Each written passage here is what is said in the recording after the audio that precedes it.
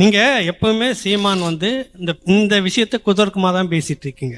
கேட்க வேண்டிய விஷயம் என்னன்னா, சாதியை ஒழித்து இந்த அளவுக்கு நாங்க சாதியை நீங்க ஒழிச்சிட்டேன்னு சொல்றது மாதிரி ஒரு கொடுமை ஏதாவது இருக்கா? சாதி எப்படி ஒழியும்? சாதியை ஏற்றதாழ்வுகள் மறையணும்னா நீங்க என்ன பண்ணணும்? ஒரே அருமருந்து, என்னுடைய முன்னோர்கள் எல்லோரும் சொல்ற அருமருந்து சமூக பிரதிநிதித்துவம் தான். இந்த அதை வந்து நம்மளுடைய பாட்டனார் அயோத்திதாசர்ல இருந்து எல்லாருமே சொல்றது. சரி, சாதி எங்க இருக்குன்னு கேட்பான்.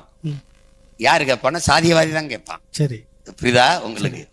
இந்த சாதி இழிவு துடைக்கப்படணும்னா, எல்லாருக்கும் உரிய உரிமை கிடைச்சிருச்சுன்னா இந்த ஏற்றதாழ்வு தானா செத்து விழுந்துடும்.